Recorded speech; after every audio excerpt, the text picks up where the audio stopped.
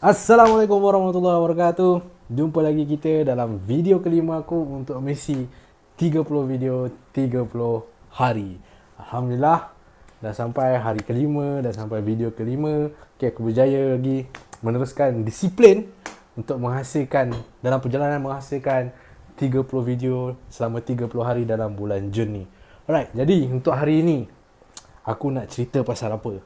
Okay, aku nak menceritakan ni berkenaan dengan macam mana satu benda ni dia boleh mempengaruhi kanak-kanak untuk cuba membunuh seseorang. Apa benda tu? Benda apa yang boleh pengaruh kanak-kanak sampai nak bunuh orang ni? Nama benda tu ialah Slenderman.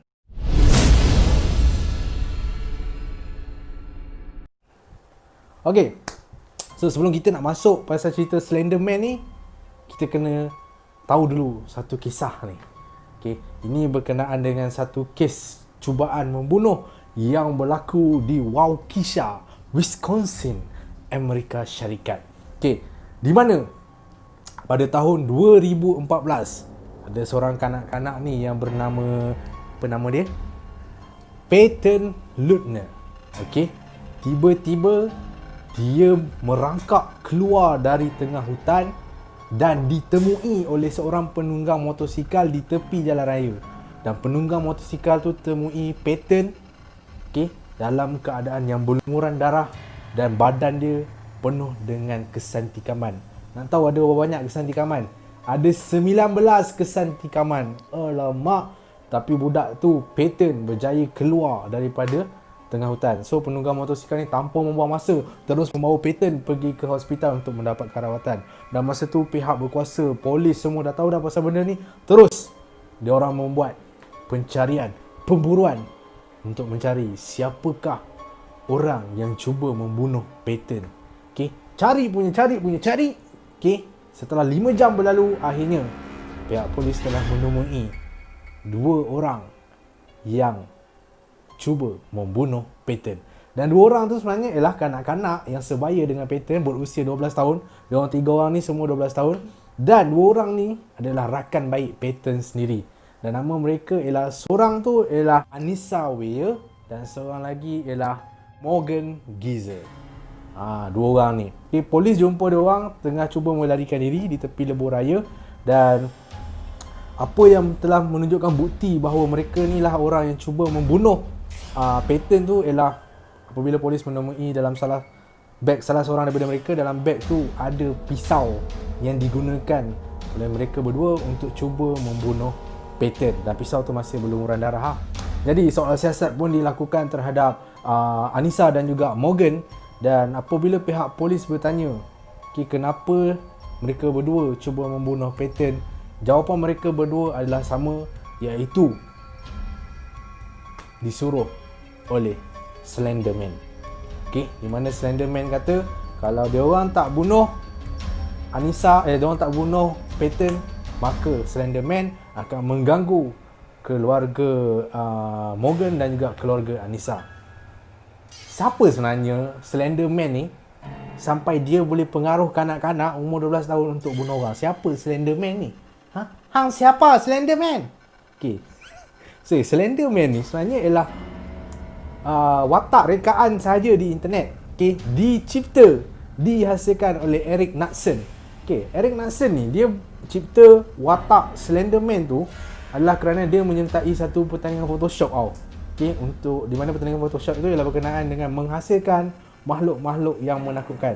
So Eric Knudsen pun ciptalah makhluk yang bernama Slenderman ni. So ini memang watak rekaan sahaja. Tetapi benda ni menjadi fenomena di dalam internet apabila ramai orang yang mereka-reka cerita tentang Slenderman. Okey, rekaan cerita yang paling orang kata menonjol, paling meletup ialah apabila mereka mengatakan bahawa Slenderman ni dia suka menculik kanak-kanak. Okey, dan apabila dia culik, dia akan bunuh . Dan cerita ni memang tersebar luas sehingga kan bila kanak-kanak pun dapat membaca. Biasalah dunia internet, dunia tanpa sepadan, tak ada kawalan, habis.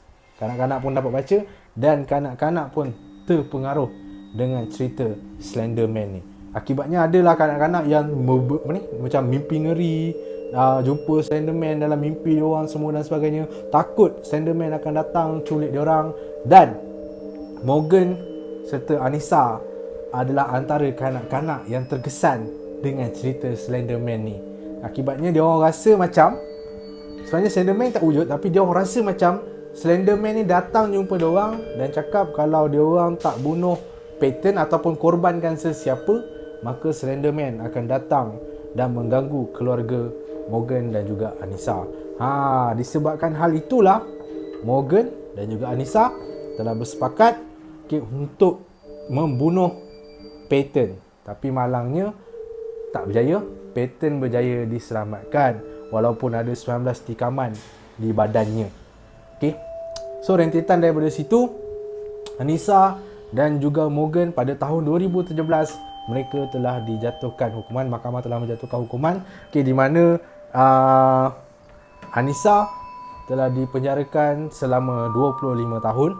Walaupun dia usia kanak-kanak masa tu, tapi sebab tindakan dia yang kata sangat teruk, dia dipenjarakan selama 25 tahun. Manakala Morgan pula akan berdepan dengan hukuman yang berdepan dengan hukuman yang berbeza kerana dia disyaki mempunyai masalah kesihatan mental dan dia telah ditempatkan di pusat rawatan mental dalam tempoh 40 tahun.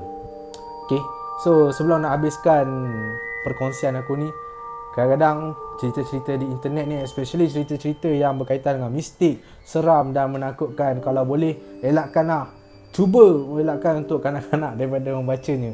Bukan apa, sebab minda kanak-kanak ni dia mudah terpengaruh apatah lagi dalam keadaan yang dunia internet ni dunia tanpa sepadan. Budak-budak ni mudah untuk akses internet dan baca. Kalau kita sebagai parent ke ataupun mungkin abang yang sulung kakak yang lebih besar, lebih dewasa, kita perasan adik kita ataupun anak pun baca benda-benda macam tu, mungkin kita kena nasihatkan dia orang supaya tak berlaku kes-kes sebegini, terpengaruh dengan benda yang sebenarnya tak wujud pun. Alright. So hati-hati dalam menggunakan internet agar tidak mudah terpengaruh dengan perkara-perkara sebegitu rupa. Alright. So itu saja untuk hari ini, untuk video kelima aku. Kita jumpa lagi esok. Terima kasih kerana menonton sampai habis. Kalau cerita ni best, klik thumbs up dan jangan lupa subscribe. Jumpa esok. Assalamualaikum warahmatullahi wabarakatuh.